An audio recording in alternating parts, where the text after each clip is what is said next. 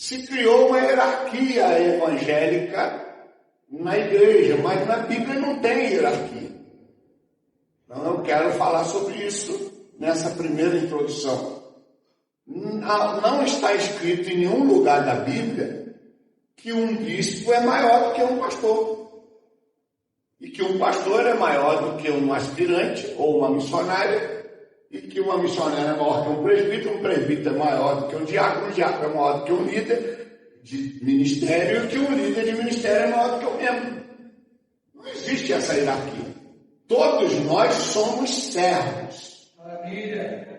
Todos nós, inclusive eu, somos servos. E como servos, alguns de nós desempenham funções diferentes. A função de presbítero não é maior do que a de diácono, é diferente. A função de pastor não é maior do que a dos leigos, é diferente. E a função do bispo não é maior do que a dos pastores, é diferente. São funções diferentes. Nós fomos chamados para servir.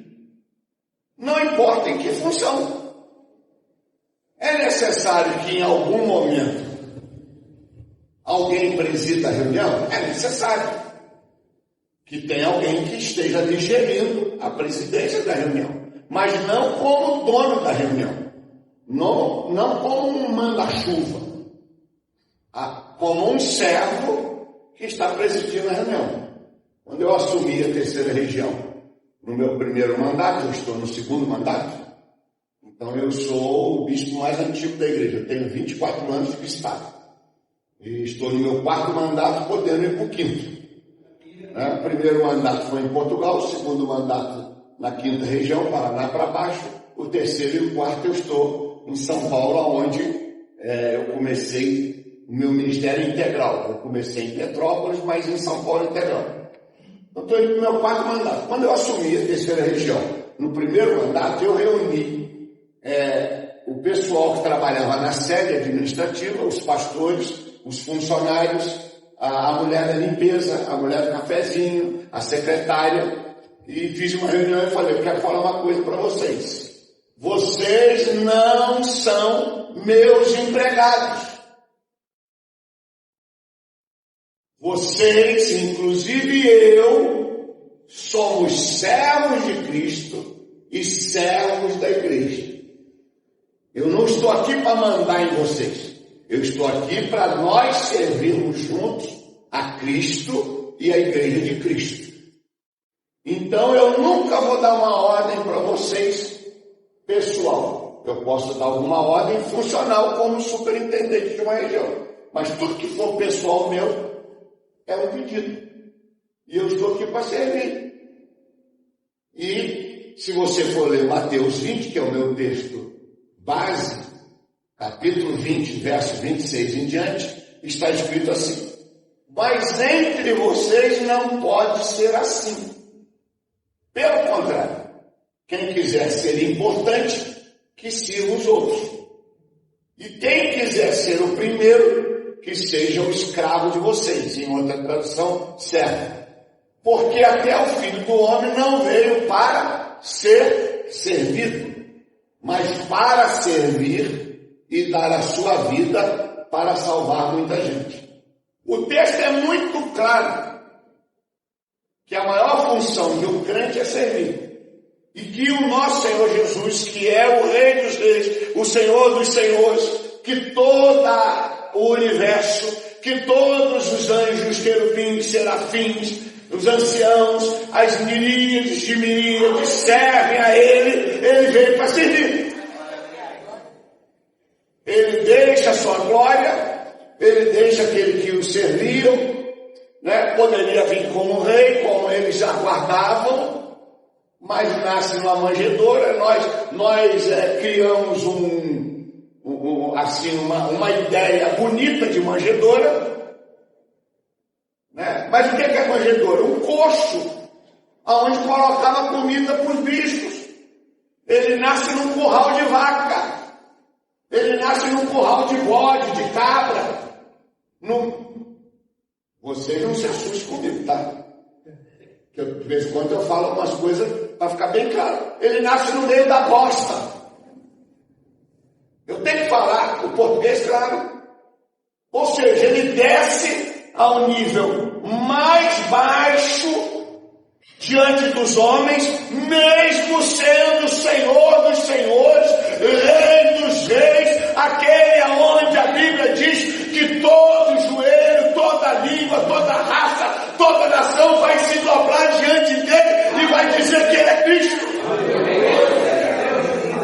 Mas ele vem e desce lá embaixo. Para quê? Para servir. Porque a maior glória não está em mandar. A maior glória não está em ser servido. A maior glória está em servir. Eu estava comentando com o pastor Willis, que ele vai lá em São Paulo, de férias, e vai depois para Ubatuba. Eu falei, vai lá no mercado municipal, procura a banca Império das Frutas, do irmão Jorge, e quando chegar lá você fala assim, o bispo Sivaldo mandou vir aqui para lhe conhecer, para pegar umas frutas com o irmão. E depois fica quieto. O irmão vai tratar ele que nem rei e vai falar bem de mim até morrer. Por quê? Porque quando ele não era crente e começou a ir na igreja, ele era um feirante de rua, e ele só tinha folga na segunda-feira, que é o dia da folga do bispo, do pastor. Era o dia do meu descanso. O que eu fazia? Era o único dia que eu tinha para discipular ele. Eu ia lá servir, ele morava longe da igreja. E ele tinha problemas sérios familiares. E eu servi, discipulei ele, se tornou membro, né, um bom membro. Depois da feira, ele comprou um hortifruti, comprou mais banca. Hoje ele tem 4 bancas no mercado municipal, mais um hortifruti fora, mais um restaurante, ficou riquíssimo. Presbítero da nossa igreja, ama pastor de paixão, está em outra igreja. E aí toda vez que ele encontra comigo com os pastores dele, ele fala, vocês são meu pastor, eu amo vocês, mas igual esse não tem. Eu estou falando aqui, de certa forma, é um orgulho, uma vaidade humana. Mas porque eu servi. Quando você serve alguém, essa pessoa nunca mais vai esquecer de você. Quando você ajuda alguém, essa pessoa nunca mais vai esquecer de você. Aquela pessoa que você orou ficou curada. Aquela pessoa que você lavou a roupa dela quando ela estava doente. Aquela pessoa que você limpou a casa quando ela estava doente. Aquela pessoa que você carregou no carro. Nós temos lá em São Paulo um moço chamado Sérgio. O Sérgio se converteu na igreja Taquera quando eu era ajudante do pastor Silmar. E o Sérgio sofreu um acidente, foi atropelado, ficou todo quebrado. Todo quebrado. Os dentes dele caiu tudo, teve que botar no lugar, amarrou tudo com ferro. Ele tinha que comer com canudinho. E ele não conseguia andar porque estava cheio de ferro nas pernas. Mas tinha que levar ele no hospital. E aí eu ia lá na casa dele, pegava ele no colo, um homem feito, botava dentro do meu carro, ia para o hospital, chegava no hospital, pegava ele no colo, botava na cadeira de roda, levava na consulta, levava nos exames, esperava, dava de comer, dava de beber, entendeu? Pegava no colo de novo, botava dentro do carro, chegava na casa dele, pegava no colo de novo e levava para dentro da casa. O Sérgio me ama de paixão. Por quê? Porque eu servi. Servir é o nosso chamado. Servir ao próximo, servir a Deus sobre todas as coisas. E ao próximo como a nós mesmos, em amor, evidentemente. E quando nós servimos, as pessoas mudam. Às vezes eu falo, o teu vizinho encrenqueiro, mas tu já serviu ele? Né? Fui morar lá em Porto Velho, num conjunto novo lá. E um dia, naquela época, era a época que a igreja era um pouquinho mais exigente com roupa, graças a Deus esse tempo passou. Né? Eu, num domingo de manhã, em Porto Velho, um calor que parecia que a chaminé do inferno estava lá. De terno e gravata. Você já pensou em ir para a escola dominical de terno e gravata? Em Porto Velho? Aí o meu vizinho está lá com o carro sem pegar. Naquela época tu podia empurrar o carro, hoje não pode empurrar. E o de terno e gravata está empurrando o carro do vizinho.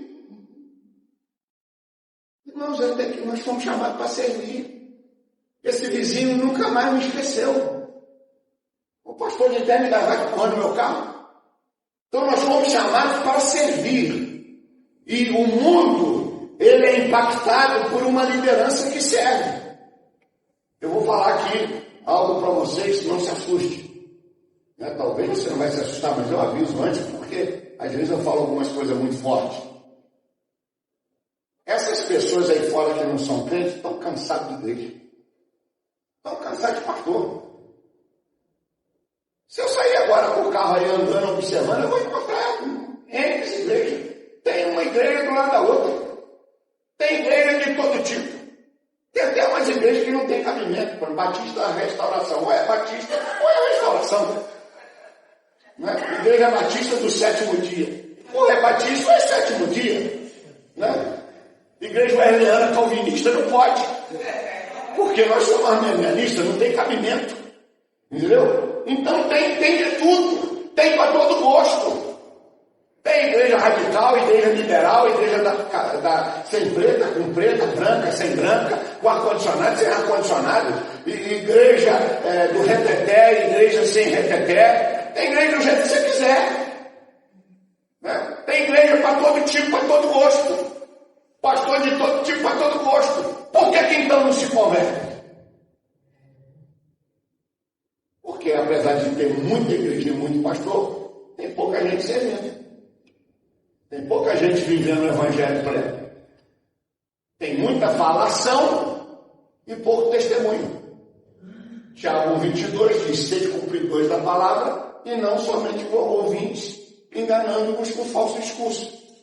Tem muita gente que diz que é crente, que evangeliza, que fala de Jesus, mas não paga conta. Mente para o colega de trabalho e depois chama para vir para a igreja.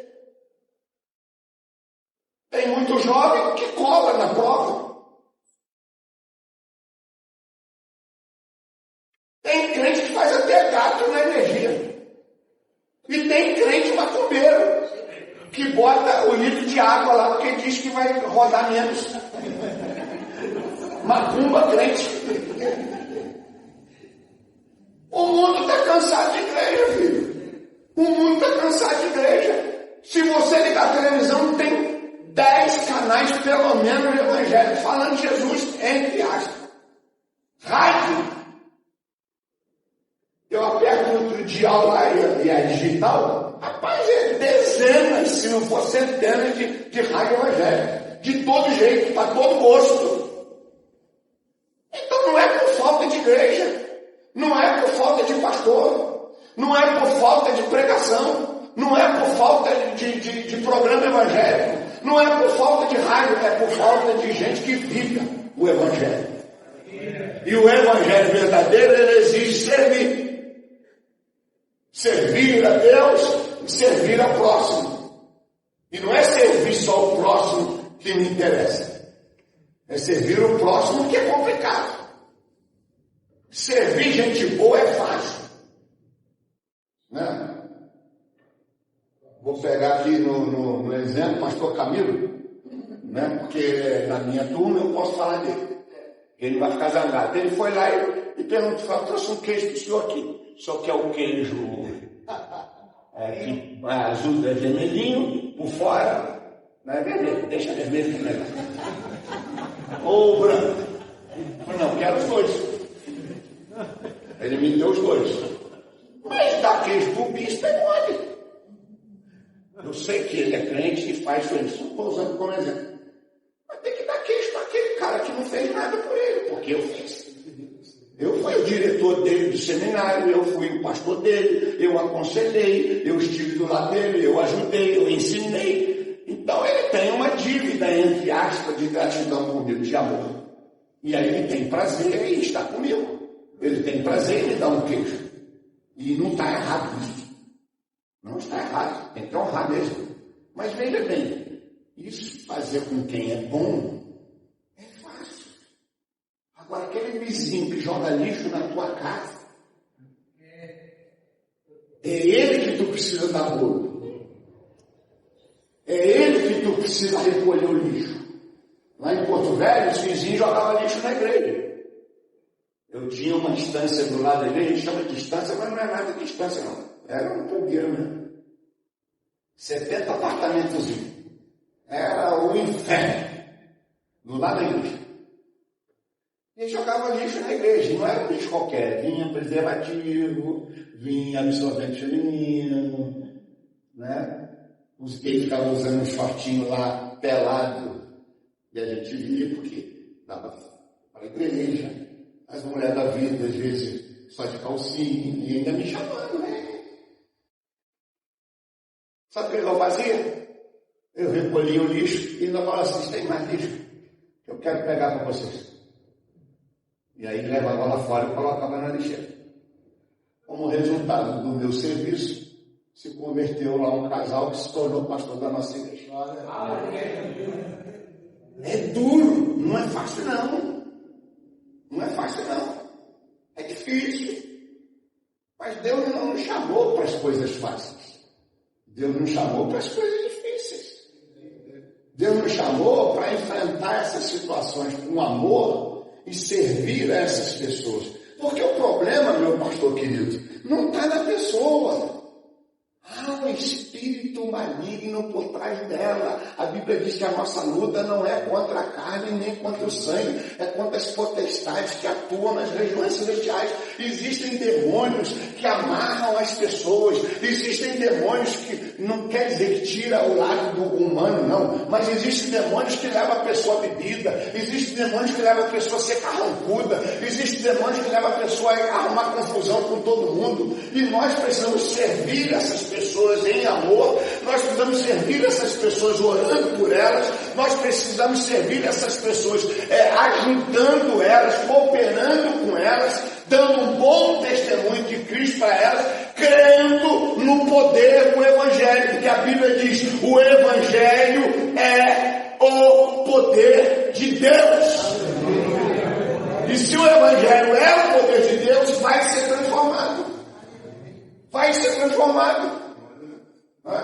A minha esposa, ela é funcionária aposentada do banco, da Caixa Econômica Federal, e num determinado momento lá em Rondônia, ela era a terceira pessoa da superintendência estadual. Tinha o superintendente, o vice e ela.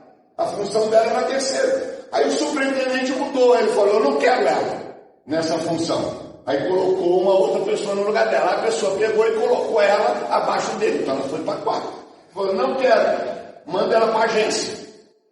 Aí mandaram para a agência, o gerente da agência conhecia ela, deu um carro de confiança alto. Ele não quer, tira. Botou ela no caixa, não quer. Até que ela voltou a fazer o quê? Abrir conta, que é a função de estagiário. Anos de caixa, já tinha chegado lá no topo. Você acha que eu matei o homem? Você acha que eu acreditei que o problema é ele? Eu fui fazer o quê? Orar, jejuar. Porque a minha luta não é contra a carne. Eu sei que eu estou fazendo uma grande obra em Porto Velho e que Deus está levantando Sambalate, Tobias, Gesem para me atacar, para tentar me desviar daquilo que eu estou fazendo. E eu não vou entrar em detalhe aqui porque não dá tempo, porque lá foi feita uma grande obra mesmo extraordinária. Em 9 anos, uma igreja que tinha 9 membros, numa região que não passava de 150 membros, se tornou uma região eclesiástica, que precisou ser mandado um bispo para o meu lugar. E você sabe mais ou menos o que é uma região eclesiástica, né? Virou uma região. Deus deu um crescimento extraordinário. Eu orei. Fui para oração, para jejum. É lógico que ela ficou triste. É lógico que você sente. Nós somos seres humanos.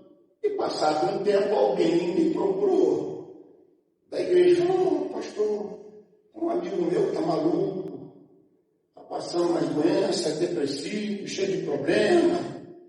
O senhor, por acaso, me ligando na hora errada, não fica. Fica perturbando, né? O senhor, por acaso, pode fazer uma visita? Posso. Lá vai eu fazer a visita junto com o nosso irmão. Quando chega na casa, quem é? O tal do superintendente que tinha ficado doido, tinha sido tirado da superintendência. Estava respondendo processo na caixa para ser mandado embora. Fiz a visita, fiz o que tinha que fazer, servi. Sabe o que aconteceu? Se converteu ele, a esposa, os filhos, batizei todo mundo, se tornou membro da igreja. Aí depois que se tornou membro da igreja, acho que Deus foi lá, agiu, a sindicância acabou, foi restituído no banco. E tudo bem. Mas eu não fui ficar zangado com a pessoa, eu não fui desejar o mal para ela, eu não fiz uma boa cumba crente. Porque tem a macumba e a boa cumba. Crente não faz macumba, faz boa cumba. Eu vou orar para Deus levar. É boa cumba. Acho que Deus vai responder um negócio desse. Ele vai se ver com Deus, né? Crente vingativo. Boa com Deus. Né? Não, eu orei, entreguei na mão de Deus, deixei para lá e vou tocando a vida. E Deus trouxe ele na minha mão. Sabe por quê? Porque eu estive disposto a servir. Eu servi primeiro orando. E depois, quando eu fui chamado, mesmo sem saber onde era, eu fui servir. E quando eu cheguei lá, eu não peguei, olhei e falei assim, eu não falo desse homem, esse miserento aí que perseguiu minha esposa, ele que se dane. Não. Ô, meu, tudo bem? Como é que está? Servi. A primeira marca de uma liderança servidora é a capacidade de ser exemplo de vida para os liderados. Meus queridos, falar é fácil, fazer é difícil. Eu tive um problema pessoal com uma pessoa que traiu a minha esposa, minha filha, coisa terrível. E num determinado momento tive que me encontrar com essa pessoa. Eu falei, você sabe que como homem que eu sou capaz de meter a mão em você. Mas como homem de Deus que eu sou, eu declaro perdão sobre a sua vida. Abracei ele de um lado, minha esposa abraçou de outro. Orei declarando perdão, abençoei a vida dele. Chorei junto, porque no fundo eu amo a pessoa. E eu no fundo sei que aquela pessoa em algum momento se deixou perder. Então eu deixo uma marca de exemplo na vida dele e na vida de quem estava junto na reunião. Porque nós temos que ser exemplo. Pregar é bom, mas fazer o que se prega é melhor. Eu sempre confundo quem falou. Às vezes eu penso que é Agostinho, às vezes eu penso que é São Francisco de Assis, eu nunca sei quem é. É um desses dois. Aí a irmã Márcia sempre falar, procura e me diz, fulano. E a Angela não está aqui, então ela não vai falar e eu não sei. Eu sei que ele diz o seguinte, que você tem que pregar em todo o tempo. E se for necessário, pare.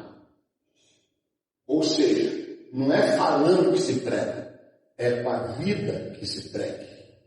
Com testemunho, um exemplo, um caráter, com integridade. Se for preciso, fale. Os nossos atos falam mais alto do que a nossa palavra.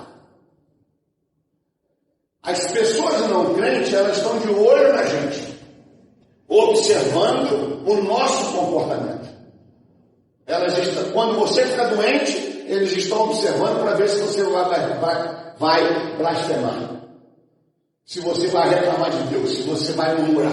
Como que você se comporta na doença? Quando você sofre um problema financeiro, que às vezes acontece, não que você quisesse e não que você fosse um mau gestor, mas às vezes Deus permite, eles estão de olho para ver como que você vai se comportar sem dinheiro. Quando bate o carro, eles estão de olho para ver como que você vai se comportar. Quando você perde um ente querido, e eu não estou falando só de ente que já estava na hora de morrer, porque às vezes já era velho, às vezes perdeu até alguém bem no início, né? Como vocês perderam, não foi? Você falou? Né? A filha. Eles estão de olho. Eu quero ver agora que perdeu. Como é que eles vão se comportar? Quando você, na igreja, acontece alguma coisa de ruim, estão de olho. Porque as pessoas, eles querem ver a prova testemunhal da sua fé. Eles precisam ver a prova testemunhal da sua fé. Eles querem saber como que você se comporta diante dos problemas. uma casa em São Paulo, eu comprei essa casa na época por, se eu não me engano, R$40.000, vendi por 150. Né? Foi uma boa venda de 40 para 150. E houve um problema lá com essa casa depois, não sei explicar para vocês direito. Quando eu comprei, eu olhei tudo direitinho, judicialmente, não tinha problema nenhum. Quando eu vendi também não tinha problema nenhum, mas depois surgiu um problema da empresa que era dona do terreno, que ela tinha uma dívida trabalhista, e a juíza então pegou essa casa e colocou na dívida, e o cara que comprou de mim ficou apavorado. Porque a juíza tomou a casa para ir para o leilão. E ele veio falar comigo, mas fica tranquilo. Não se preocupe. Eu te dei a palavra quando eu vendi a casa, mais do que assinar, tem a minha palavra. Sabe o que eu fiz? Eu me inscrevi no leilão. E fui para o leilão. E quando chegou lá o primeiro lance, 24 mil, eu levantei a minha coisinha com o meu número, dou 24. Um cara lá longe, tinha umas 500 pessoas. O cara levantou a mão. Quem tá bem? Dá 25. Aí deu 25. Aí daqui até 26, eu dou 26, 27, 21, 29, foi até 70 e alguma coisa. E finalmente aquele camarada desistiu, graças a Deus. E eu comprei a minha casa de volta. Quando eu acabei de comprar minha casa de volta, por se eu não me engano, 74 mil, eu tinha comprado 40 mais 74, vai para 114, mesmo assim ainda tive lucro. Né? O advogado do moço que comprou a casa minha, ele olhou para mim e falou assim, chorando, não crente, o homem não crente, advogado. As lágrimas desceram no olho dele e falou assim, eu nunca vi isso na minha vida. O senhor é homem para pagar. Depois nós fomos para o cartório, eu, minha esposa, ele, com a esposa dele. Ele falou, quero pôr a casa no nome da minha filha. Fizemos lá a documentação no cartório, eu e a irmã Márcia assinamos, vendendo por R$1. Não peguei dinheiro de volta.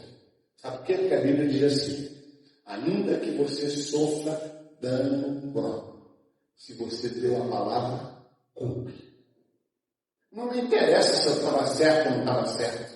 Eu não vou deixar o meu nome ficar sujo. Eu não vou deixar alguém falando mal de mim por causa de uma casa. Sabe o que aconteceu? A mulher dele e a filha dele se converteram na nossa igreja e foram batizadas pelo pastor Samuel. O que é que vale mais, uma casa ou uma alma? Então, veja bem, o mundo está cansado de igreja. O mundo está cansado de pastor. O mundo está precisando ver crentes que serve de acordo com as Sagradas Escrituras, que vive a palavra, mesmo que sofra. Sabe o que acontece? Eu paguei a casa, nunca me fez falta, e eu nunca ganhei tanto dinheiro na minha vida. Porque Deus abençoa, eu acredito nisso. Dai e ser-vos-á dado. Quanto mais eu dou, mais eu recebo. De alguma forma, Deus vai me abençoar. E abençoou. Fora as bênçãos espirituais. Então, a primeira marca de uma liderança que serve é essa capacidade de ser exemplo dos fiéis em todo o tempo.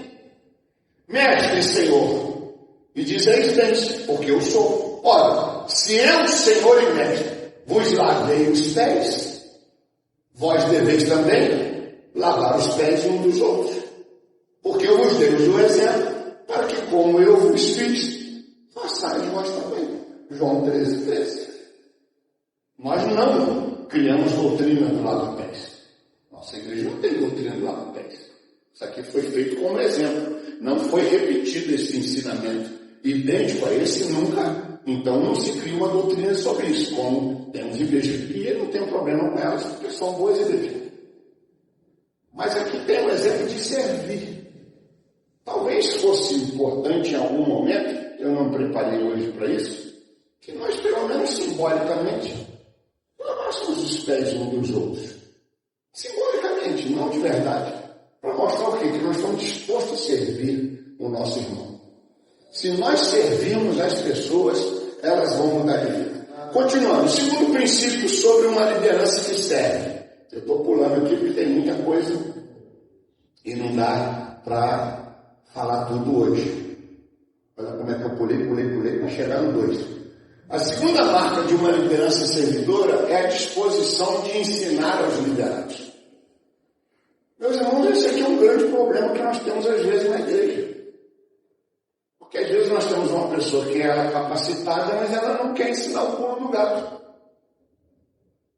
Você já deve ter ouvido essa história do pulo do gato. Né? A onça chegou para o gato e falou assim: me ensina aí como é que você pula. Aí o gato pulava para um lado e a onça aprendeu. Aí o gato pulava para o outro, a onça aprendeu. O gato pulava para lá, para cá e a onça aprendeu.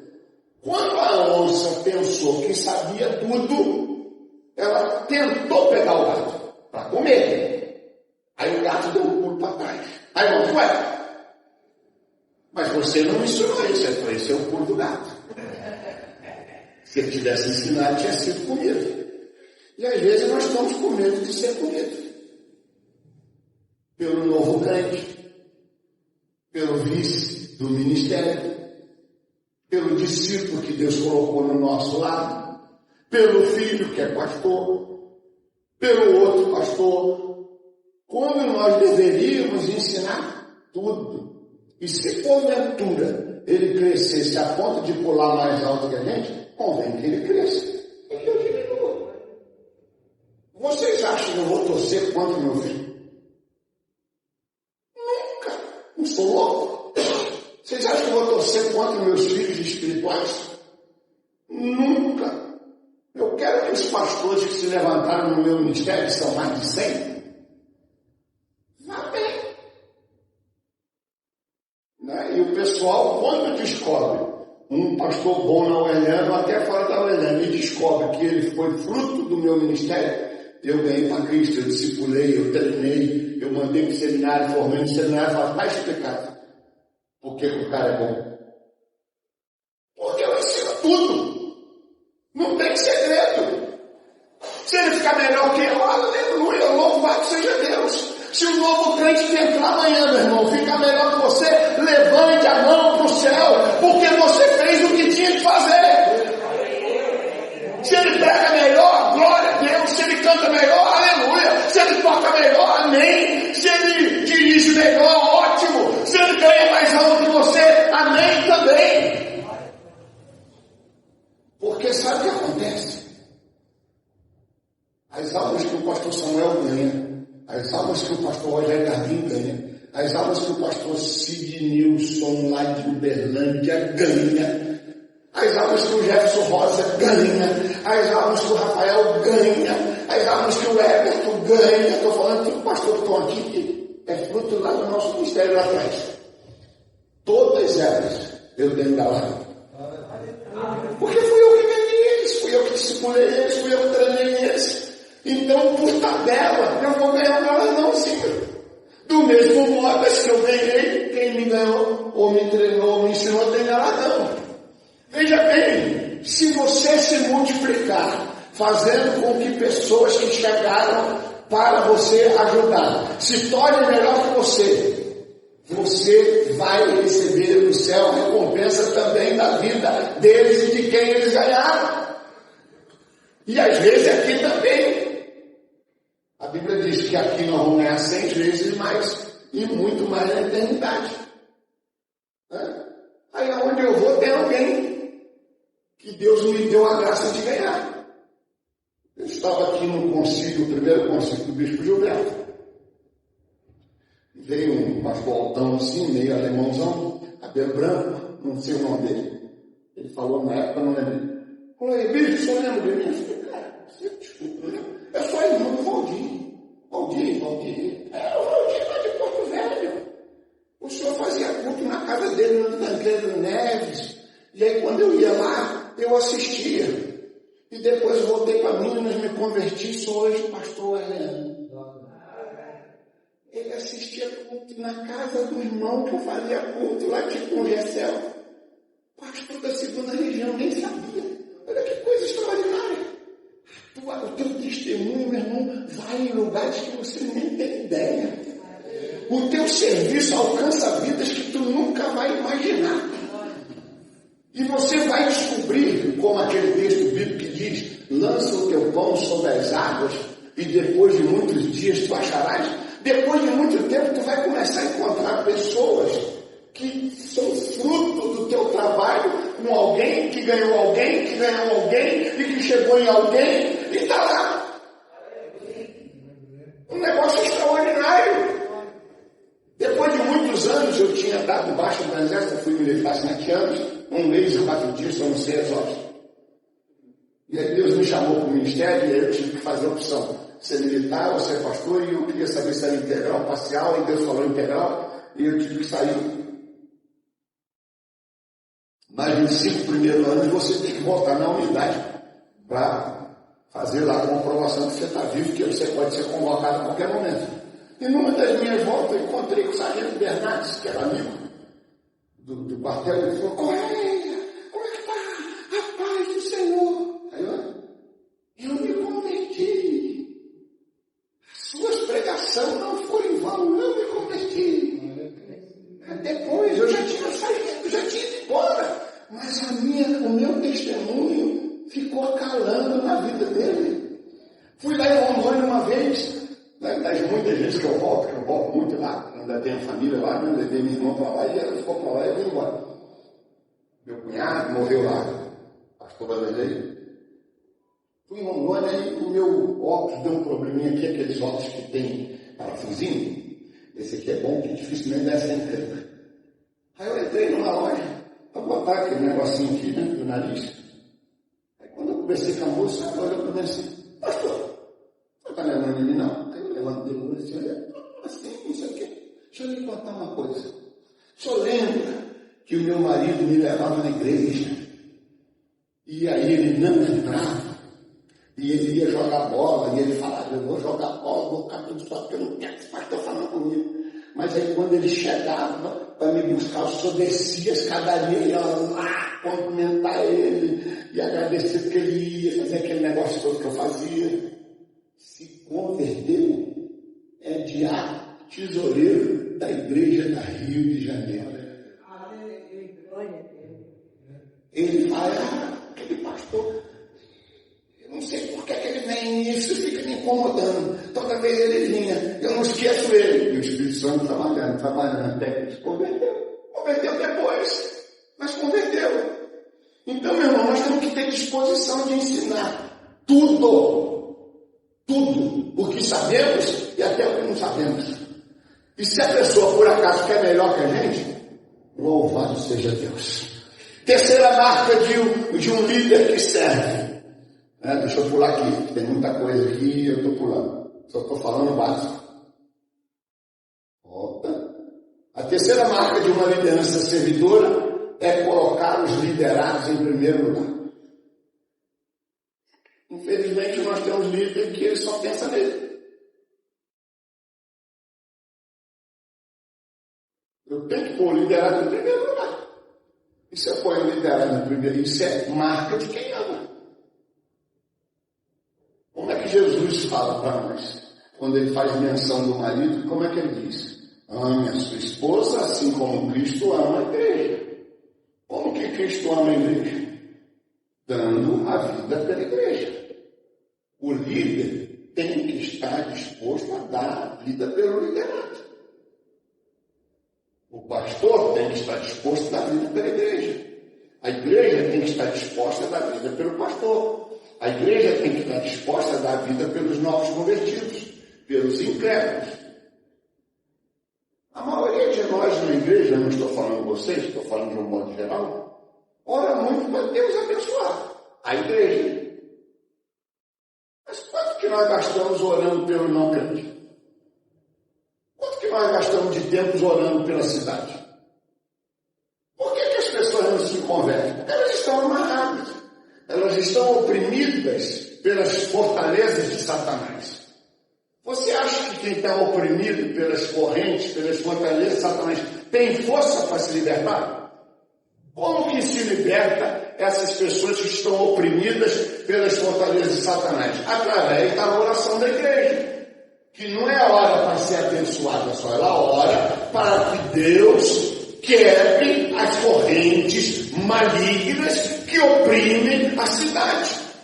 Ora para que Deus quebre as correntes malignas que oprimem o vizinho, que oprime o marido não crente, que oprime a família.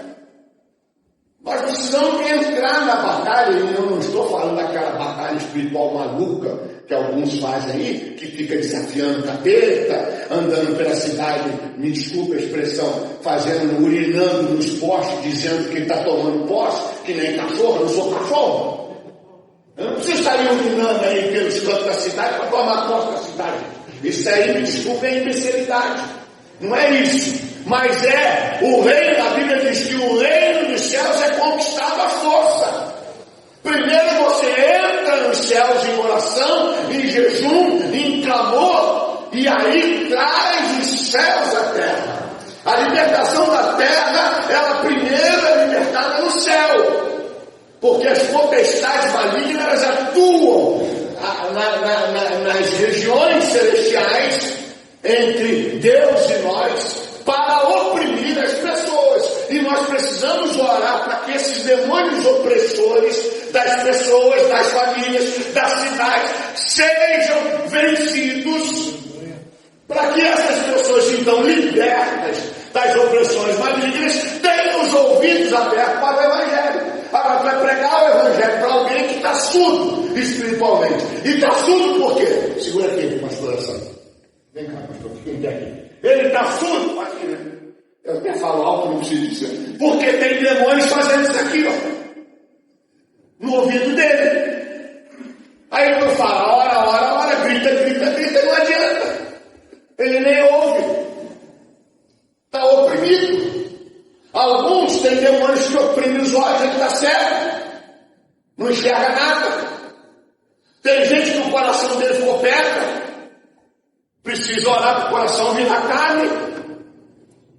Insensível.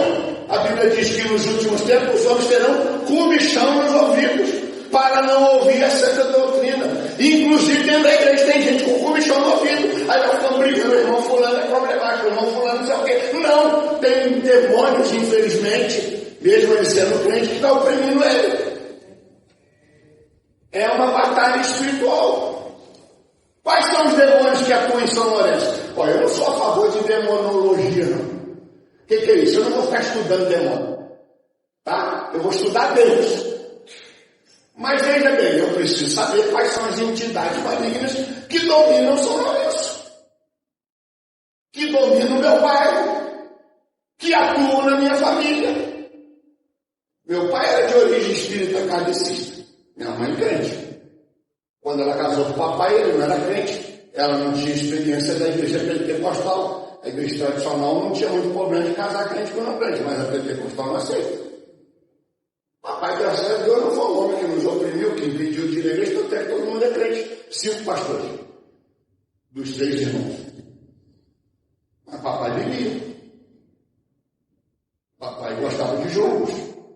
Jogava na loteria, jogava no bicho, jogava sinuca, jogava carta. Mas papai nunca chegou bêbado em casa, nunca bateu na gente porque ficou bêbado, mas bebia. Aí eu tenho 2 irmãos que, num determinado momento, afastou da igreja. Quem é que bebeu? O Silmar nunca bebeu, eu nunca bebi, o Silvio nunca bebeu, o Solimar nunca bebeu. Os meus 2 irmãos que afastaram bebiam, porque os demônios que atuavam em papai na bebida vieram atuar no meu irmão. Não é isso que a Bíblia diz? Que alguém sendo liberto dos demônios, e os demônios vão para regiões desertas. Mas ele não achando um lugar de descanso. Ele voltando e encontrando a casa adornada, limpa, sem ocupação, o que ele faz? Ele ocupa e ainda traz mais 7. Quando o papai morreu, os demônios dele foram para onde? Os demônios morrem? Até porque ele morreu salvo, graças a Deus. Mas os demônios que atuavam nele vão rodear onde? Na família. E se eu der brecha, eu vou beber. Eu não gosto nem de passar perto de bebida, de jogo, de nada. E não gosto que meu sobrinho e filho jogue. Nem brincando. Papai, nós estamos jogando em casa brincando. Não concordo. Nem de brincadeira. Porque eu sei que tem um demônio que atua ali. Aí daqui a pouco o meu filho foi criado no Evangelho, mas a filha dele que foi criada não tem a mesma experiência, não sabe o que eu passei. Daqui a pouco volta. Volta ou volta. O que você faz hoje vai refletir nos seus filhos, nos seus netos, bisnetos, tataranetos, vai embora. Então, quais são os demônios que atuavam na sua casa? Você tem que ter uma ideia. A sua família é uma família que tem divorciados? O pai divorciou, o avô divorciou, o bisavô desafiou, o trisavô desafiou, o filho divorciou. Cara, tem um espírito maligno aí, tem que repreender esse capeta do inferno e tirar isso de uma vez por todas. Então, nós precisamos o quê? Colocar os liderados em primeiro lugar e orar mesmo, e clamar mesmo, e ensinar tudo. Mateus 22, 39. Amarás o teu próximo como a ti mesmo. Não é fácil. O que eu estou falando não é fácil. Algumas vezes a gente tem que lutar contra o nosso eu, contra o nosso querer. Tem gente que a vontade é quebrar o pescoço dele. Mas a vontade é a coisa que dá e passa. Obediência é para ser cumprida. O abecedário do Evangelho não é ABCD, é OBDC.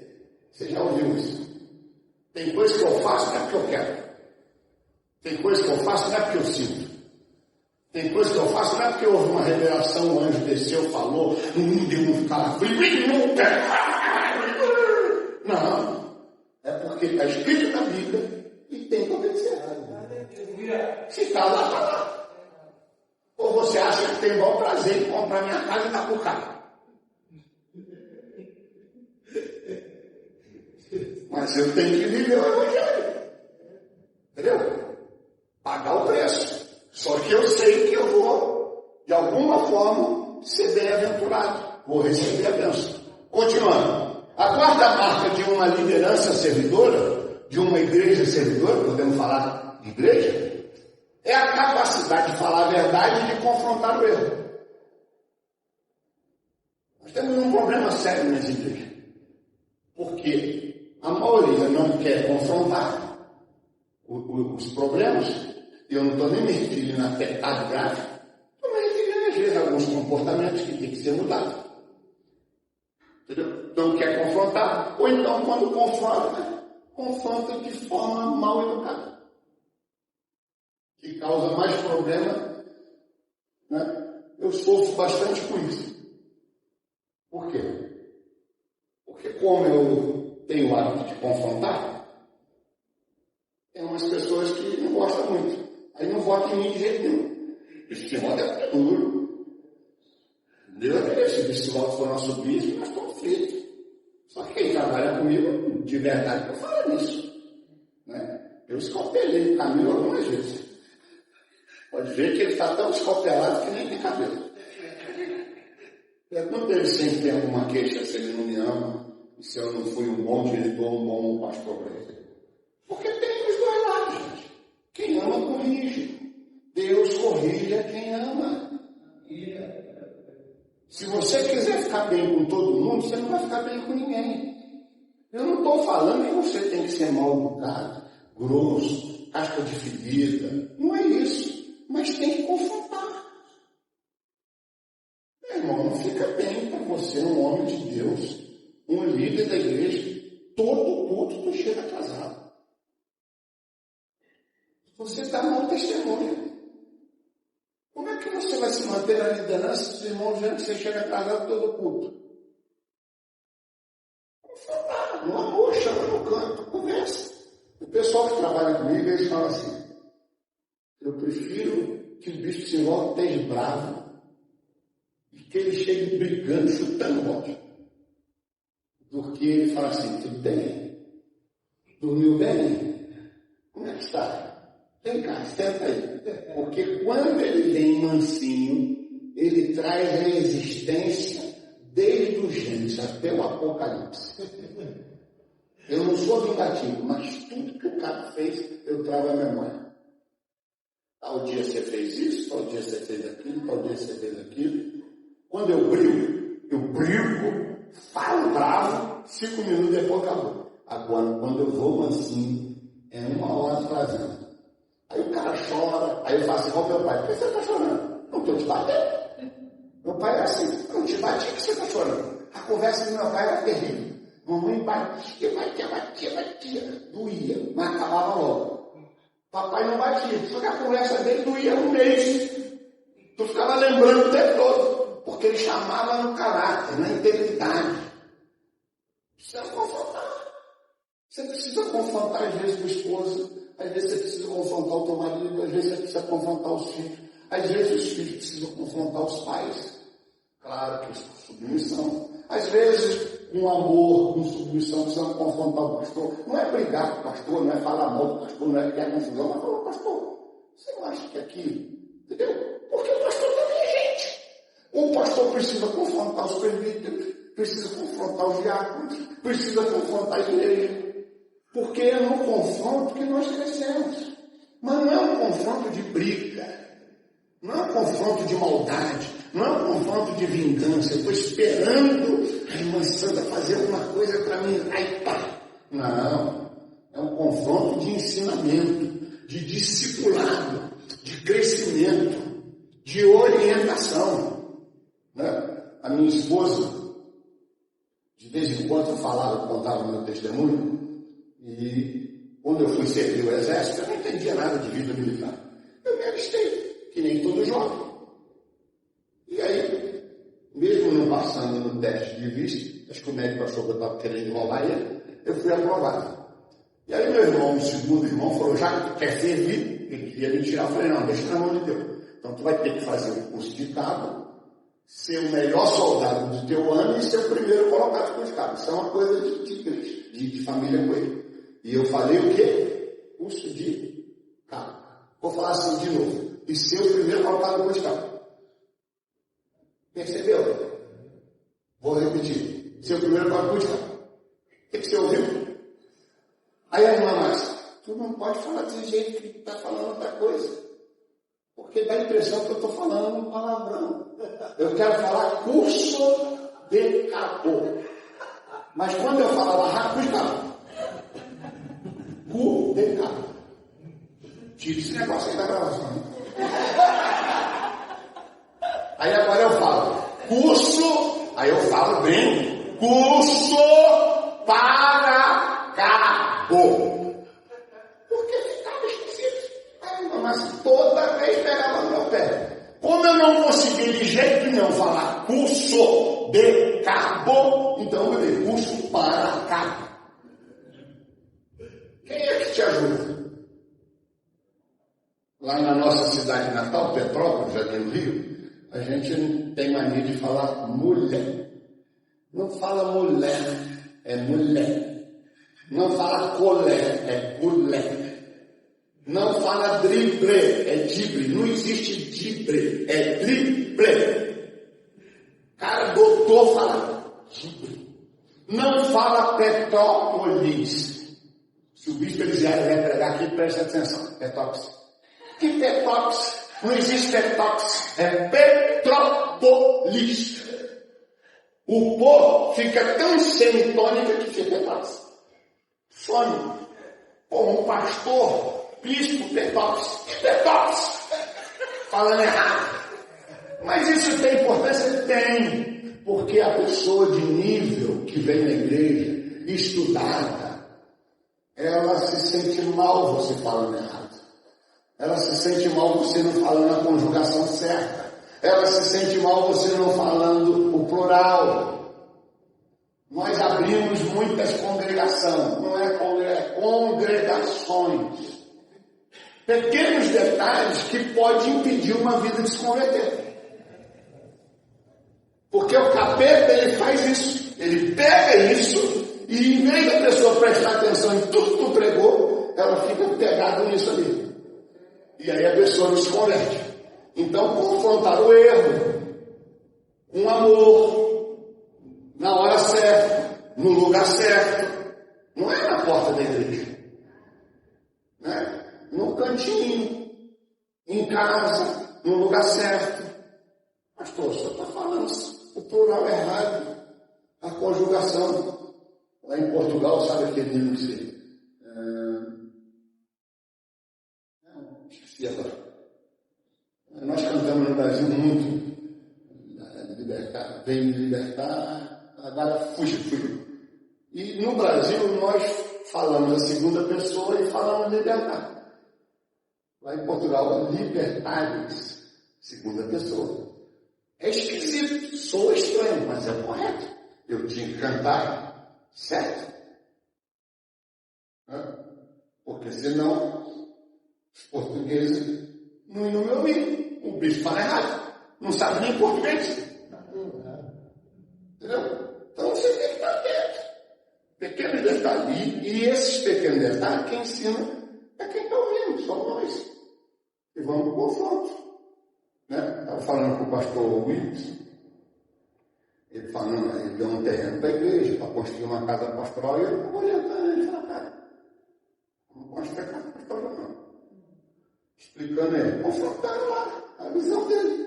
E eu expliquei por que ele não deve construir. Até porque ele está com a visão de comprar um outro lugar para a igreja, para uma igreja maior. Eu falei, tu vai construir casa, tu vai começar a botar dinheiro da igreja para a casa pastoral. Os irmãos vão dizer que está construindo casa para você. E aí, como é que tu vai, ao mesmo tempo que está construindo casa, fazer o que precisa ser feito na igreja e comprar um terreno para uma igreja maior? Ou uma coisa ou outra. Então não entra nessa fila.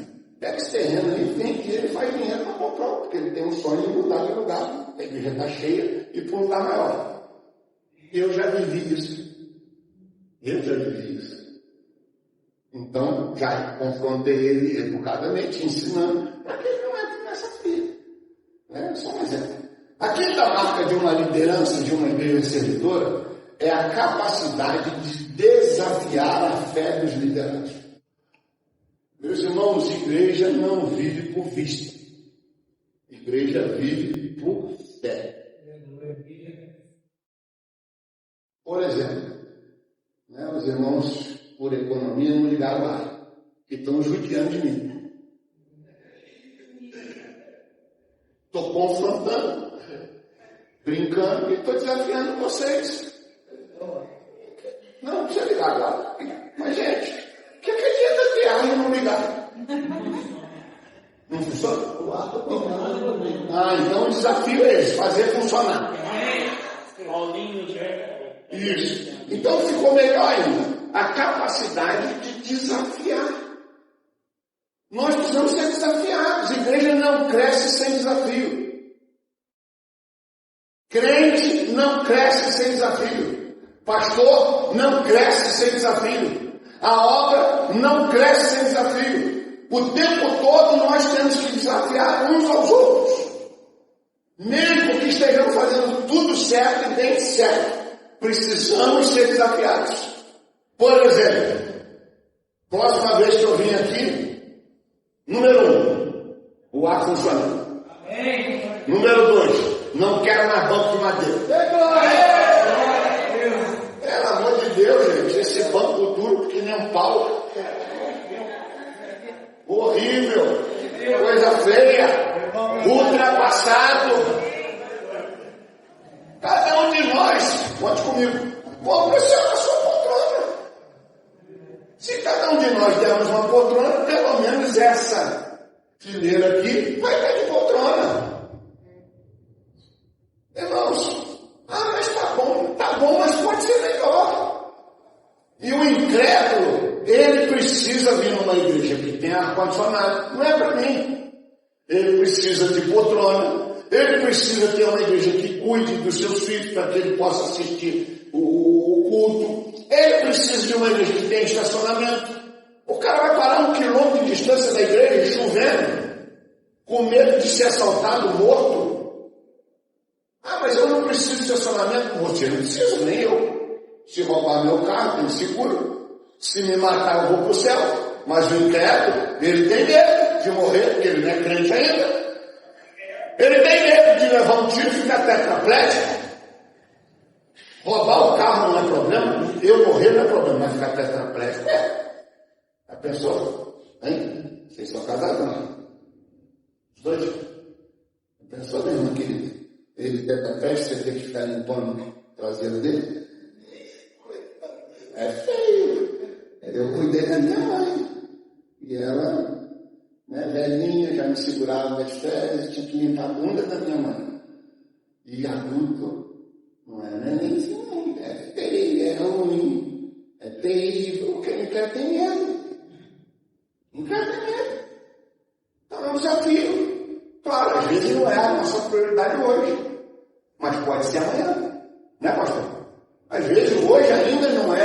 prioridade 1 o estacionamento, mas pode ser amanhã.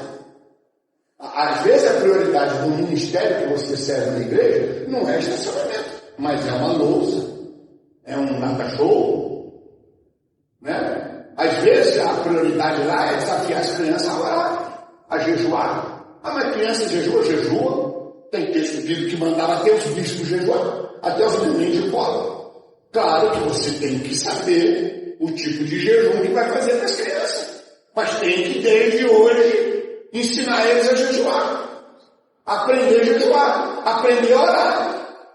Às vezes o desafio é uma criança que os pais não são crentes.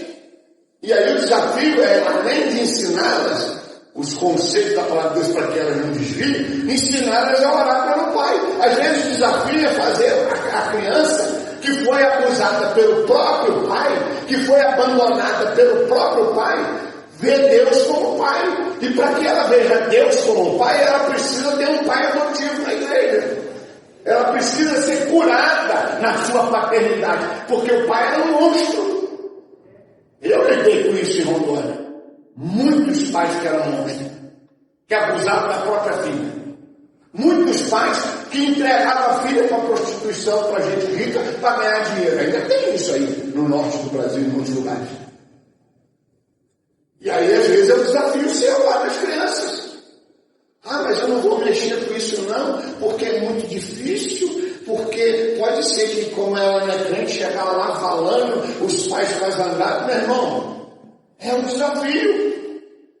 Desafiar a fé dos liderados para orar pelos pais, desafiar a jejuar, desafiar a contribuir, desafiar a servir, desafiar a sorrir, desafiar a abraçar. Tem gente que vai dizer, não, pastor, não, pastor, fica lá mandando. Fala para o irmão.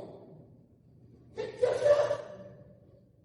Cumprimenta. Eu não sou desse jeito. Tem que ser. Porque você não tem que viver o que você quer. Você tem que viver o que Deus manda.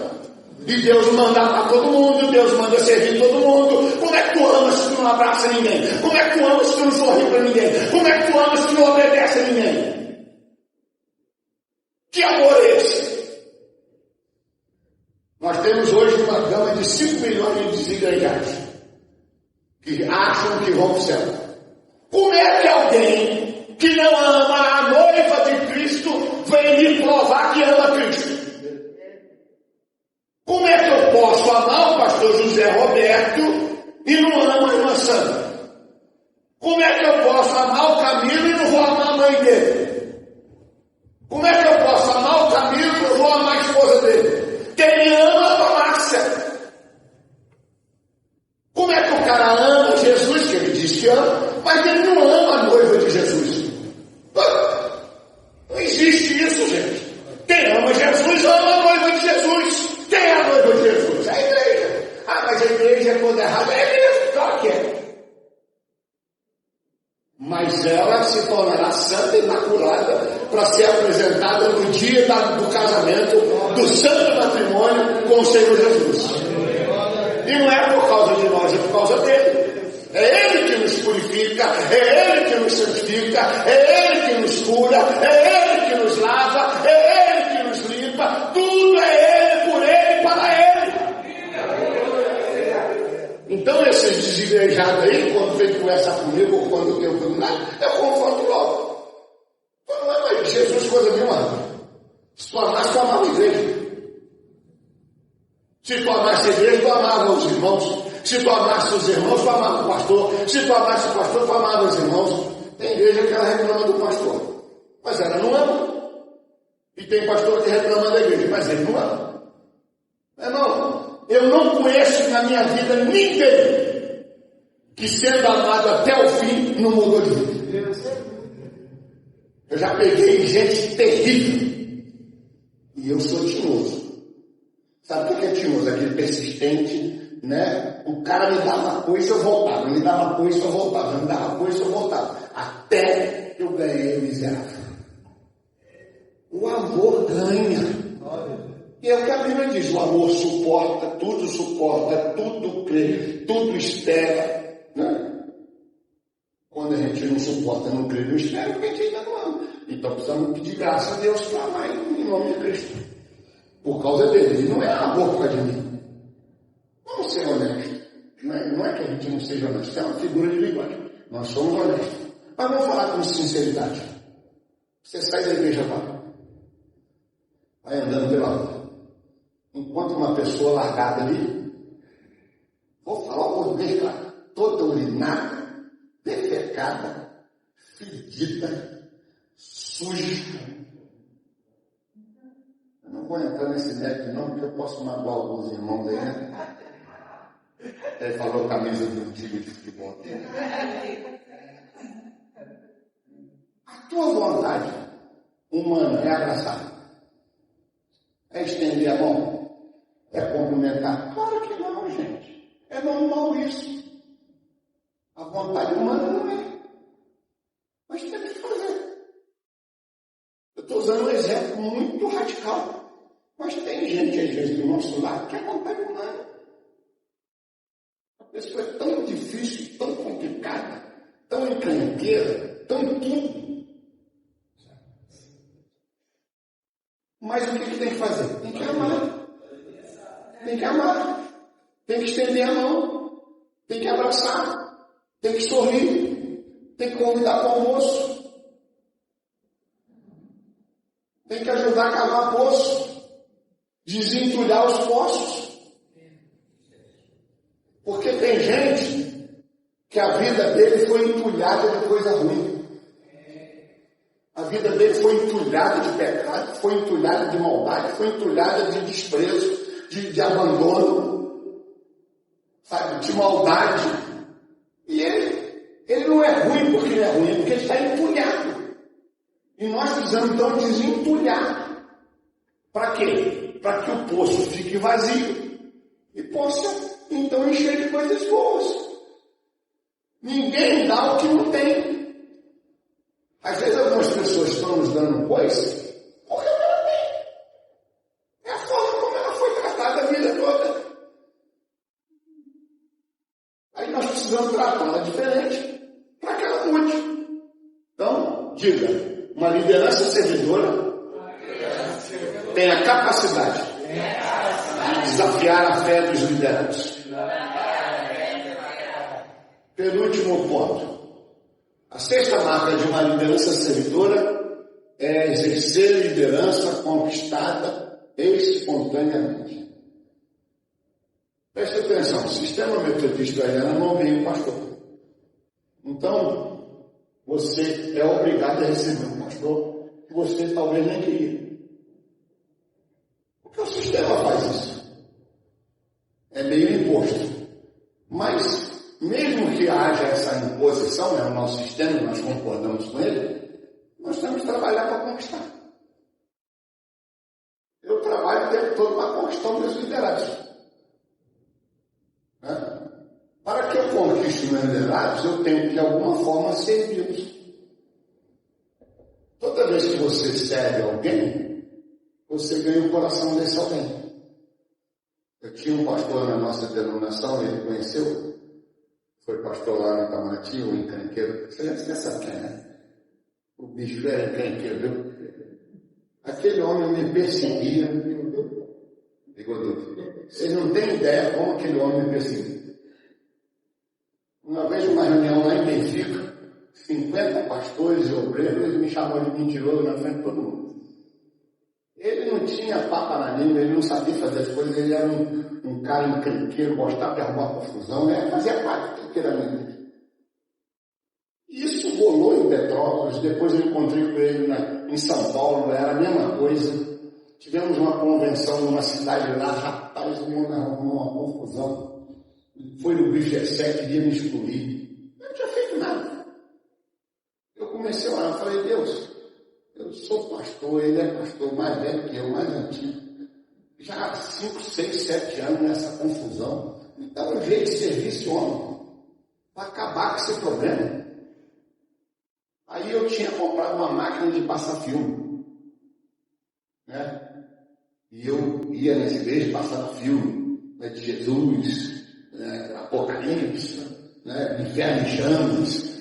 E aí ele combinou com o pastor Miro, que tinha o hábito de passar filme, para passar filme na igreja dele. Só que na altura, o pastor Miro bobeou, e quando foi alugar a máquina, tinha mais máquina. Aí o pastor Miro falou para ele: pastor fulano, o pastor Simbolo tem uma máquina, se eu pedir, ele empresta. Aí ele me ligou pedindo, falou: pastor, claro que eu empresto. É uma honra, um prazer servi-lo. O que o irmão precisar, eu estou disposto a fazer. E aí emprestei lá. Nunca mais. Hoje o filho dele está comigo lá na região. Trabalha comigo. Nunca mais. Sabe essa pessoa problemática? Talvez o que esteja precisando é você servi-la. Né? É você exercer uma liderança que conquista ela espontaneamente. Vai servindo, ela vai sendo servida e ela gradativamente vai sendo conquistada. Sabe uma coisa que conquista qualquer um? Aquele vizinho encrenca, aquele irmão encrenca, aquela família encrenca. Mas um almoço especial e convida eles. De preferência com pudim de leite depois. E cafezinho, nem esbucho.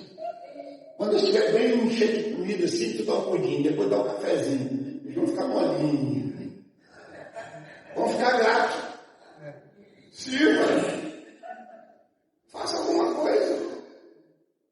Não. Estou cabelo falar, me dá um queijinho, me serviu. Né? Eu tenho que amá-lo mais ainda. Considerá-lo mais ainda. É assim. Finalmente, para encerrarmos, o último ponto, eu estou pulando aqui, depois eu vou passar esse material completo para o pastor e ele pode disponibilizar para todos vocês, tá? Sem problema nenhum. O último ponto, que é o sétimo, a sétima marca de uma liderança servidora é o sacrifício pessoal para alcançar os interesses dos liderados.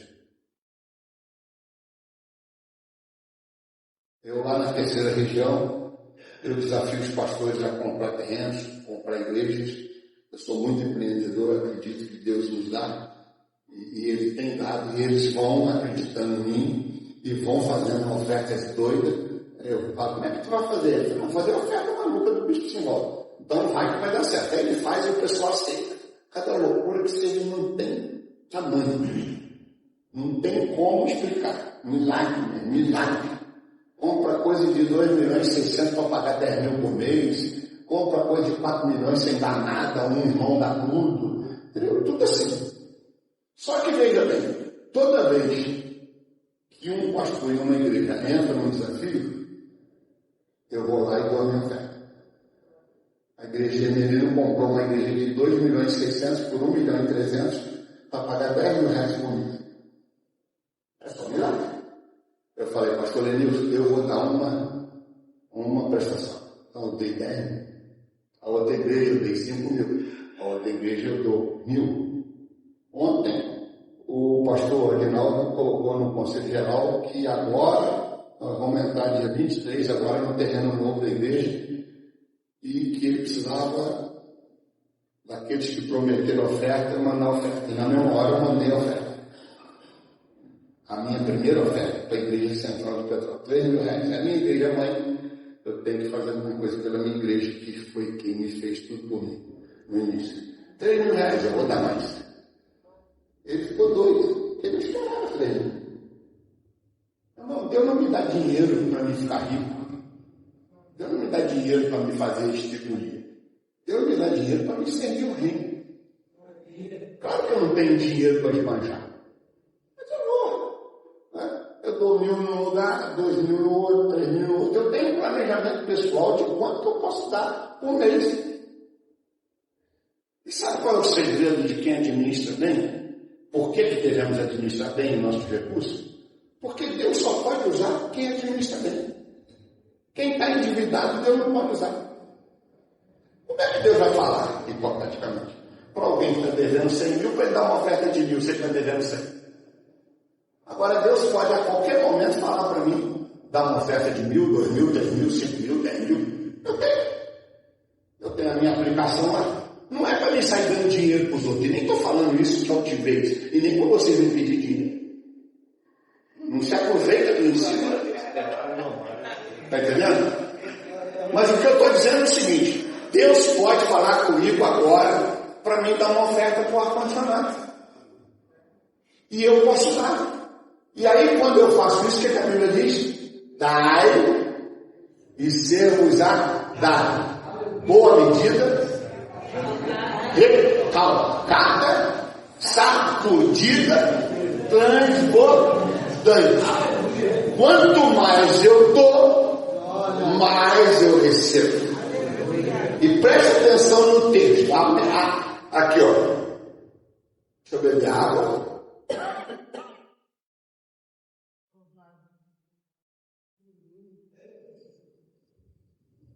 Suponhamos que isso aqui fosse o saco. A medida recalcada é o quê? O aperto. Aqui ainda tem aquelas lojas que vendem cereais a granel. Eu comprei muito cereal a granel antigamente. Aí tinha aquele purezão que é um copão, né? Aí o cara botava a farinha, o que ele fazia? Depois pegava o fundo, e isso é o recalcado. Depois ele fazia o quê? Sacudia o saco para baixar. Isso é o sacudido. Presta atenção no que eu vou lhe falar. Toda medida recalcada e sacudida é tua. Porque ela fica onde? Dentro do saco. Mas Deus não vai te dar só o que é teu. Ele vai te dar uma medida que vai transbordar de você e vai cair aonde? Quem está ao seu lado. A bênção do sacudido, do recalcado, ele vai me encher até o topo. Se o meu saco é de 60 quilos, vai encher 60 quilos. Se o teu saco é de 1 tonelada, vai encher 1 tonelada. Se o teu saco é de 100 mil toneladas, vai encher 100 mil toneladas. Não importa o tamanho, mas vai transbordar. E tudo que transbordar, não queira pegar. Não é seu. O que transborda é para quem está do lado. Aí sabe um segredo, além de que o transporte é para quem está do lado? Fique do lado de quem transporta. Quem fica do meu lado é abençoado. Né? O meu amigo, o pastor Camilo, transbordou 2 queijinhos para mim. Mas ele pode ter certeza que eu vou abençoar alguém também. Porque eu estou comprando os queijinhos ali, que é para dar para o filho, para a filha, para a sogra, para o cachorro, para o gato. Estou levando. Fui lá provar um café especial de uma irmã da igreja, aí comprei 4 pacotes lá, não sei quantos quilos tem cada um. Ela falou com o moço, quando ele comprar, dá mais um. Aí a irmã falou na minha mãe, esse aqui eu vou dar gastou mais. A gente nunca compra para nós só. A gente sempre leva para alguém. Porque a medida é transbordante. Deus não quer apenas te encher. E Deus não quer apenas te encher muito. Ele quer te encher a ponto de transbordar para que você abençoe pessoas ao seu lado. Então não queira, que esse é um erro que muitos crentes têm cometido, segurar o que transborda. Porque o que transborda não é para você, o que transborda é para outros. Lá em Porto Velho, quando eu estava construindo a igreja, de vez em quando eu recebia algumas ofertas em coisas. Um dia no culto eu falei que precisava de 90 sacos de cimento para o próximo mutirão, que eu tinha X, faltava 44, um negócio assim. Um moço, senhor, levantou no meio do culto e falou, eu vou dar. No final do culto ele me procurou, me deu o endereço dele para mim no outro dia, segunda-feira, ir lá buscar. Rua Nova Porto Velho, no bairro Nova Porto Velho, eu me lembro como se fosse hoje, só não lembro o número da casa. E eu ganhei então 44 sacos de cimento. Eu não podia dar o dízimo de 44 sacos de cimento porque eu não tinha dinheiro. Eu peguei 5 sacos de cimento e levei para uma outra igreja. Não tinha nenhuma ULN além da nossa lá. Então eu levei para uma igreja de outra denominação que estava construindo e dei os 5 sacos de cimento. Dei o dízimo. E para encerrar, deixa eu te contar essa história, continuando. Eu sou um homem que sou grato. Então eu fui na rua Nova Porto Velho, de novo, no bairro Nova Porto Velho. É a 3ª ou 4ª rua aqui, transversal da Amazonas, muito velho. Estou falando tudo isso para você saber que eu sei do que eu estou falando, que eu conheço. Procurar esse homem. Fui na casa do homem, só não lembro o nome. Não existia esse homem lá, ninguém sabe quem é esse homem, ninguém nunca viu esse homem. Então eu vou dizer para você quem era. Era um anjo de Deus que Deus mandou para me dar o cimento. Eu acredito fielmente nisso. Eu ganhei brita, eu ganhei ferro, eu ganhei cimento, eu ganhei madeira, eu ganhei tinta, eu ganhei cerâmica, eu ganhei ar-condicionado. Eu não, na igreja, né? Nós ganhamos a empresa de betoneira, a única que tinha betoneira e muque para fazer a laje. Eu não sei humanamente como que eu construí aquela igreja, que era uma catedral, é uma catedral. Muito dinheiro. E em 5 anos. E eu tinha uma igreja bem pequena quando eu comecei a igreja. Mas sabe o que acontece? Deus multiplica. A gente fala muito do azeite da farinha, mas a gente parece que fica com uma história. Antigamente era história com ele, né? Hoje é tudo com H. Né? Uma história. Está na Bíblia, a gente lê, até acredita, mas acredita que Deus fez lá. Que hoje ele não faz.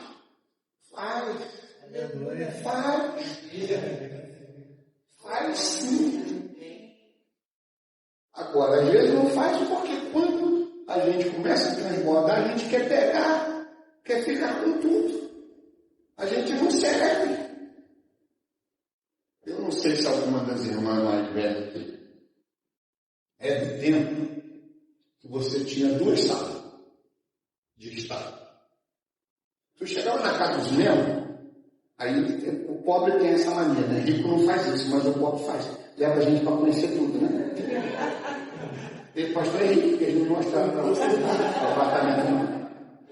Mas pobre tem essa mania, né? A gente leva para ver tudo, né? É uma coisa de pobre, né? Mas pobre é mais chato que rico. Pobre, a gente come melhor no casamento de pobre do que de rico. Aí tem uma sala espetacular, com aquele sofá com o braço grande, com aquela cadeira assim, que tu põe a mão assim, ele está bem durinho, com mesa de centro, todo enfeitado com aquele biberonzinho de cristal, com um tapete tabacou 10 milímetros, que o pé afunda e some. Mas na hora de sentar para conversar, tu vai para outra. E a outra, quando tu senta no sofá, a bunda encosta no chão. Aquela sala bonita é só para ver. A medida transbordante não serviu para nada. Às vezes tem irmão que compra um carro bonito, não leva ninguém. Nunca. Não tira nem da garagem. Não estou dizendo que tem que carregar todo mundo toda hora, e principalmente aqueles irmãos que entram no limpo, nem bate o pé assim. Suja tudo. Tem uns irmãos assim, né? Entra, suja tudo. Mas, gente, Deus te deu um carro para servir. Deus te deu capacidade de cozinhar para servir. Deus te deu capacidade para ministrar louvor para servir, não é para aparecer. Tem músico, deve ter aqui, deixa eu aproveitar o gancho e falar. Que ele vai ministrar o louvor e ele esquece da gente. Ele canta, entra no Santo dos Santos, fala em língua, glorifica, né? E a gente está aqui. Cara, tem que descer no nível da gente, nos pegar pela mão e nos levar no Santo dos Santos. Não adianta ele entrar no Santo dos Santos e me deixar aqui embaixo. Né? Ele está lá no fogo, mas ele esquece que nós não estamos. Pô, me ajuda, cara. Tem pastor que prega, que é uma maravilha. Ele entra no Santo dos Santos, fala em língua, profetiza, chora, mas tu não entendeu o bolufa. Cara, desce aqui embaixo, pega pela mão e leva junto. Deus te deu dons espirituais, Deus te deu dons naturais, Deus te deu habilidades, Deus te deu capacidade em algumas coisas que você fez, cursos que você fez, né? Estudou para servir. É para ganhar dinheiro também, dependendo, sim, mas é para servir. Quem ser bom numa porção de coisa e não serve a ninguém. O que adianta? Quando eu era o diretor de seminário, o Camilo foi meu aluno lá, na minha casa, a minha mesa era de jacarandá, 12 lugares. Eu tinha que botar 20 cadeiras, porque os seminaristas comiam comigo. A mesma comida que eu comia, que meus filhos comiam, eles comiam. Eu nunca tratei eles diferente. Eu tinha prazer em alimentar eles. Eu estou investindo em homens de Deus. Eu estou investindo nos futuros pastores e missionários. Eu estou investindo no reino. O que adianta você fazer churrasco e eu nunca comer? Próxima vez me chama. O que eu quero dizer para vocês é que tudo que Deus te deu é para servir. É para o teu bem também. É para a tua bênção também. Mas é para servir. A Bíblia diz assim, você sabe disso, mas eu vou lembrar. Use as riquezas deste mundo para angariar amigos. Use aquilo que Deus tem te dado para angariar amigos, para ganhar vidas. Não precisa todo domingo ser chamado, gente, não é isso. Mas de vez em quando, escolha um. Não quero ganhar o mundo todo, escolha um. Escolha um vizinho, uma vizinha, uma família, um colega. Ore por ele, jejue por ele, leia a Bíblia, peça a Deus estratégia e comece a trabalhar com essa vida.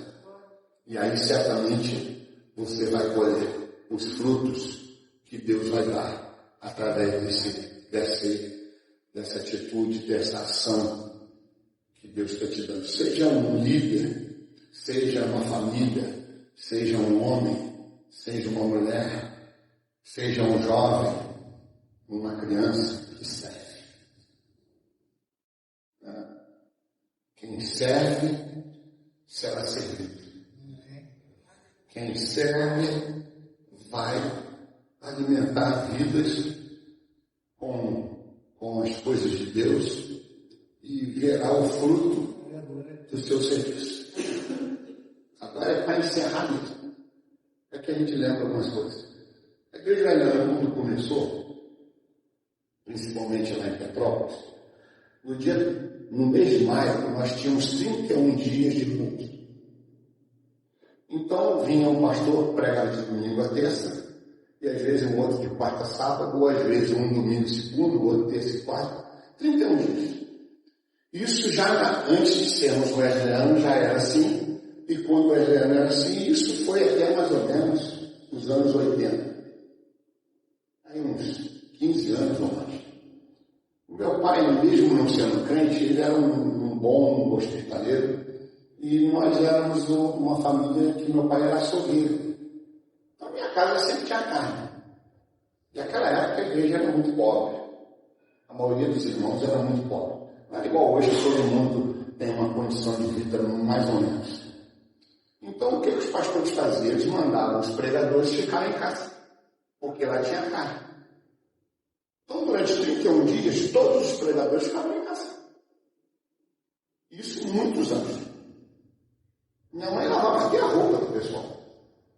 E meu pai não tinha problema com isso, mesmo não sendo crente. Só que o pregador tinha que ouvir as piadas dele. Né? E ele era muito brincadeira.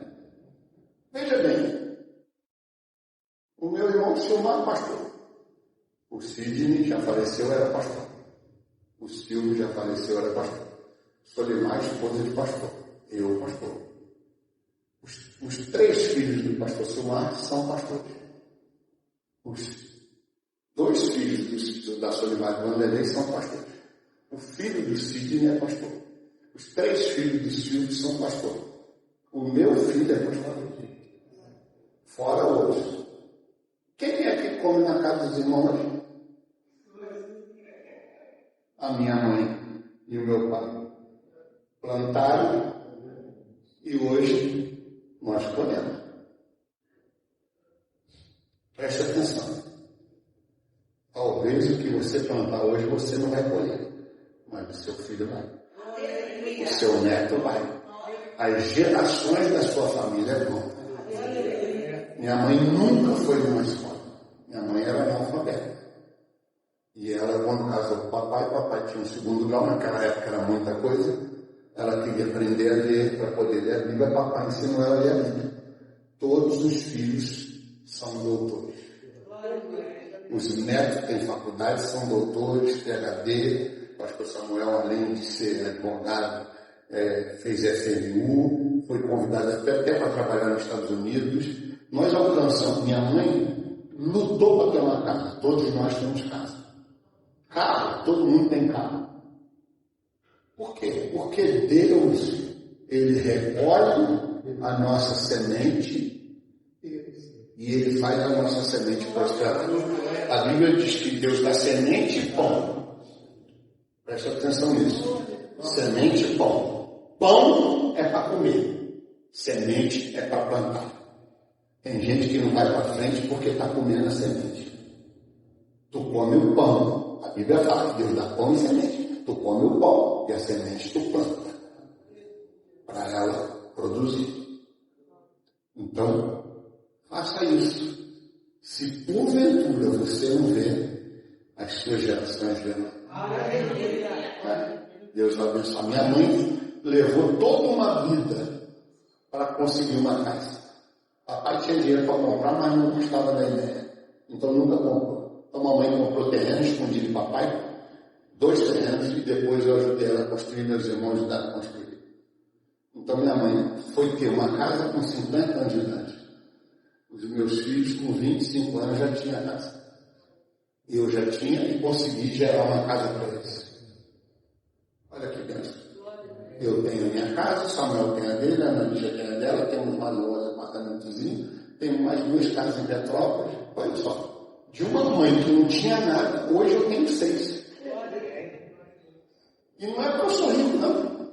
E não é porque como pastor ganha muito, não. Porque muitas vezes você ganha pouco. Mas é porque Deus multiplica a nossa semeadura. O segredo não é ter dinheiro, o segredo é ter Deus. Em nenhum lugar da Bíblia ele manda buscar dinheiro.